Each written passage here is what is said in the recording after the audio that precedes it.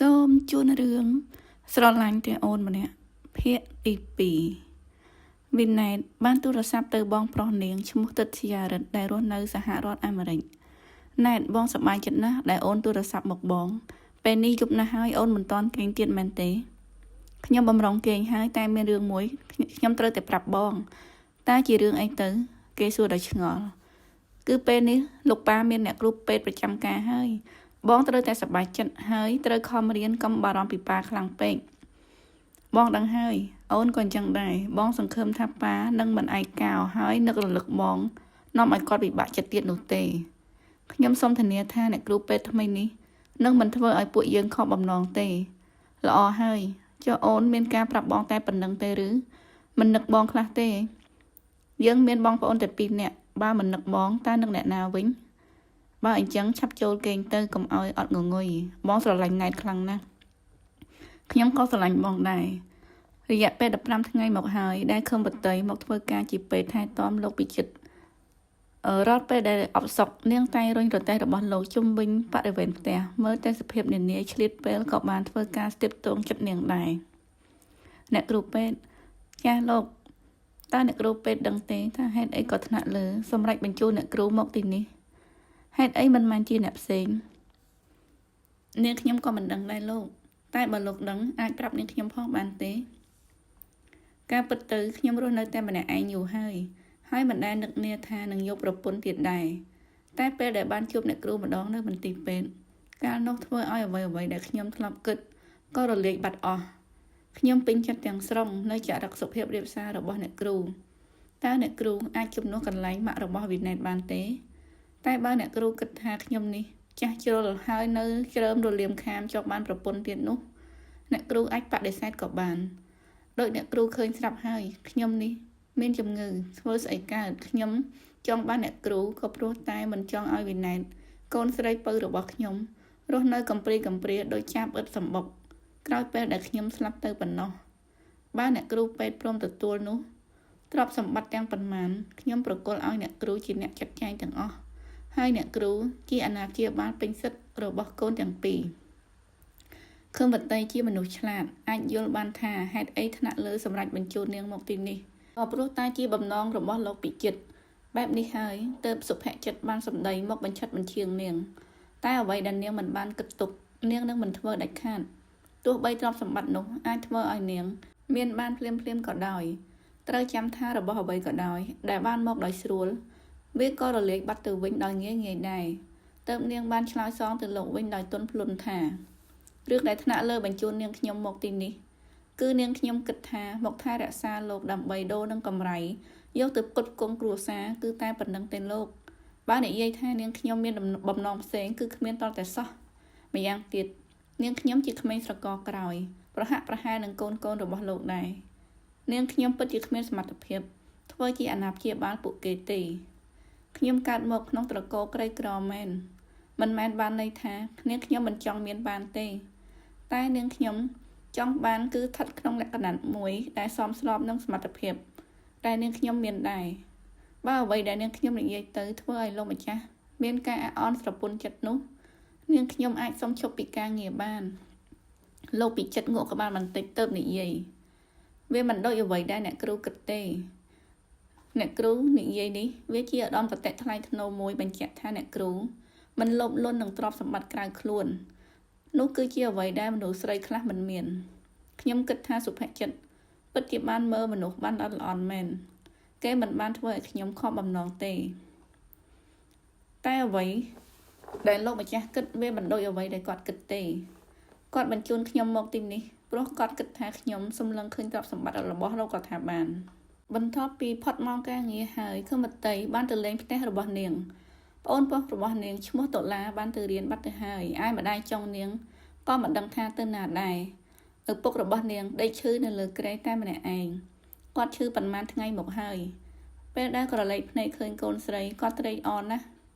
ប៉ាតាប៉ាយ៉ាងម៉េចហើយប៉ាមិនស្រួលខ្លួនមែនទេមិនក៏មិនទៅពេទ្យប៉ាគ្រាន់តែអស់កម្លាំងប៉ុណ្ណោះមិនបាច់ទៅពេទ្យនាំតែអស់លុយទេកូនប៉ាសម្រាប់បន្តិចអស់អីហើយ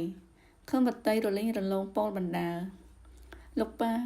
ព្រោះខ្ញុំមានតួនាទីជាពេទ្យរវល់តែថែទាំឪពុកគេតែទុកឪពុកខ្លួនឯងឲ្យនៅដេកឈឺម្នាក់ឯងទៅវិញខ្ញុំពិតជាកូនអកតញ្ញូណាស់ប៉ានិយាយបែបនេះអីកូនធ្វើបានល្អបំផុតហើយវតីបើគ្មានកូនទេតើគ្រួសារយើងទៅជាយ៉ាងណាគាត់និយាយមិនទាន់បានចប់ស្រួលបួលផងក៏ក្អកឃុះស្ទើរតែដាច់ដង្ហើមម្ដងទៅហើយឥឡូវប៉ាត្រូវតែទៅពេទ្យខ្ញុំជូនប៉ាទៅជួនជាពេលម្ដាយចង់នាងមកតន់ធ្វើមកស្អុយទំនងជាចាញ់លបែងតើឯងយកឪពុកឯងទៅណាខ្ញុំយកគាត់ទៅពេទ្យប៉ាខ្ញុំឈឺមីងមិនរវល់នឹងគាត់ទេតើមីងរវល់តែទៅណាណែនាងវតីកុំសំដីធ្លោះពេកវើយយើងមិនមែនជាកូនឯងទេណាប៉ុន្មានថ្ងៃនេះគ្រាន់តែទិញថ្នាំឲ្យឪឯងលេបមិនដឹងជាអស់លុយប៉ុន្មានទេហើយឯងនេះជាកូនរបៀបណាដែរមិនដោយឲ្យឪពុកដេកឈឺម្នាក់ឯងនោះពេលនេះប៉ាខ្ញុំមិនស្រួលខ្លួនគ្មានពេលជជែកជាមួយមីងទេតោះប៉ាខ្ញុំជូនប៉ាទៅពេទ្យក្រោយពេលខឹមបតីចេញបាត់ពីផ្ទះបានបន្តិចប្អូនប្រុសរបស់នាងឈ្មោះតុលាបានមកពីសាលាមិនឃើញឪពុកមីងប៉ាទៅណាហើយបងស្រីឯងនាំទៅពេទ្យហើយគាត់ក៏និយាយបន្តណែអាតុលាយើងថាឯងគួរតែឈប់រៀនទៅព្រោះអីបងស្រីឯងមិនអាចតស៊ូឲ្យឯងរៀនបានតទៅទៀតទេអត់ទេបងស្រីមិនឲ្យខ្ញុំឈប់រៀនទេគាត់ប្រាប់ថាទោះលំបាកប៉ុណ្ណាក៏ដោយក៏គាត់នៅតែខិតខំតស៊ូឲ្យខ្ញុំរៀនតទៅចប់ដែរយីអាក្មេងក្បាលរឹងនេះមិនចេះស្ដាប់អញសោះមីមិនមែនជាអ្នកចិញ្ចឹមខ្ញុំទេខ្ញុំទៅមន្ទីរពេទ្យមើលប៉ាសិនទៅដល់មន្ទីរពេទ្យតុលាក៏ដើររកបន្ទប់ឪពុកមិនឃើញក៏ទៅជួបនឹងសុភ័ក្រចិត្តគេក៏សួរលោកគ្រូពេទ្យតើដឹងថាប៉ាខ្ញុំស្នាក់នៅបន្ទប់ណាទេប៉ាឯងឈ្មោះអីចាំខ្ញុំទៅសួររកឲ្យប៉ាខ្ញុំឈ្មោះខឹមហើយបងស្រីខ្ញុំឈ្មោះខឹមវតីបើអញ្ចឹងឯងជាប្អូនប្រុសរបស់ខឹមវតីមែនទេបាទមែនហើយក្រោយពេលដឹងលេខបន្ទប់ហើយតុលាបានទៅរកខឹមវតីឃើញនាងអង្គុយធ្វើមុខស្អុយនៅជិតក្រេឪពុកកំពុងដេកស្ដុកស្ដឹងបងស្រីប៉ាយ៉ាងម៉េចហើយតុលាមិនក៏ឯងមកដល់ទីនេះដែរខ្ញុំសួរមីងថាបងនាំប៉ាមកពេទ្យឥឡូវប៉ាយ៉ាងម៉េចហើយខឹមវតីសម្រក់ទឹកភ្នែកមុននឹងឆ្លើយប៉ាយើងកើតជំងឺមហារីកណាអូនបងពិបាកចិត្តណាស់តុលាបងរវល់ធ្វើការមិនសូវមានពេលមើលថែប៉ាទេប៉ាពេលនេះគឺគួរឲ្យអាណិតណាស់ខ្ញុំនឹងឈប់រៀនដើម្បីមើលថែប៉ាណាបងអត់ទេតុលាត្រូវតែរៀនឯងនៅក្មេងយ៉ាងនេះមិននឹងអាចឈប់រៀនកើតតុលាបងនឹងព្យាយាមធ្វើគ្រប់យ៉ាងដើម្បីប៉ានិងអូនណាទាំងពីរអ្នកបងប្អូនយំអោបគ្នាគួរឲ្យអាណិតពន់ពេកដែលទស្សនភាពនេះមិនអាចរំលងពីភ្នែកសុភ័ក្រចិត្តបានទេនាយសែនខ្លោចចិត្តអាណិតនាងតែហេតុតែចង់ឈ្នះចិត្តនាងគេមិនបានបង្ហាញពីអ្វីដែលមាននៅក្នុងចិត្តទេគេគិតថាខឹមវតីប្រកាសជានឹងធ្វើអ្វីម្យ៉ាងដើម្បីជួយគ្រួសារឲ្យរួចពីផុតពីភាពលំបាកគ្រានេះមិនខានអាការៈលោកខឹមចេះតែធ្ងន់ឡើងទុកព្រួយរបស់ខឹមវតីកាន់តែមានទំហំទ្វេឡើងដែរណាមួយត្រូវថែទាំលោកពិចិត្រដែលជាមុខងាររបស់នាងក្រៅម៉ោងធ្វើការត្រូវថែទាំឪពុកដែលធ្វើឲ្យនាងត្រូវអស់កម្លាំងលះលហើយសុភ័ក្រចិត្តបានមកមើលស្ថានភាពជំងឺពេលដែលខឹមវតីគេងលក់នៅលើកៅអី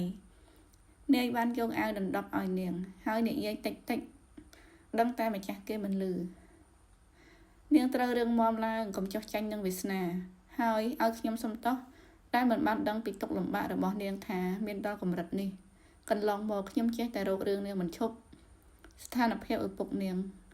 មាននប់ដឹងច្បាស់ណាស់ថាវាធ្ងន់កម្រិតណាតែគេមិនទាន់ហ៊ានប្រាប់នាងព្រោះថាខ្លាចនាងពិបាកចិត្តខឹមវតីភ្ញាក់ឡើងឃើញអាវធំដណ្ដប់ពីលើទើបងើបមើលជុំវិញខ្លួនមិនឃើញមានអ្នកណាតែនាងស្គាល់ច្បាស់ថាជាអាវរបស់សុភ័ក្រចិត្តនាងបានដើរចេញពីបន្ទប់យកអាវទៅសងគេវិញនេះជាអាវរបស់លោកមែនទេខ្ញុំជូនលោកវិញអរគុណហើយសុភ័ក្រសម្លឹងមើលមុខស្លេកស្លាំងរបស់នាងហើយប្រាប់តិចបើនាងអស់កម្លាំងសម្រាប់សិនទៅចាំខ្ញុំឲ្យគ្រូពេទ្យផ្សេងទៀតមើលប៉ានាងឲ្យមិនអីទេខ្ញុំកុំឲ្យរំខានអ្នកដតីដោយសារគ្រួសារខ្ញុំអី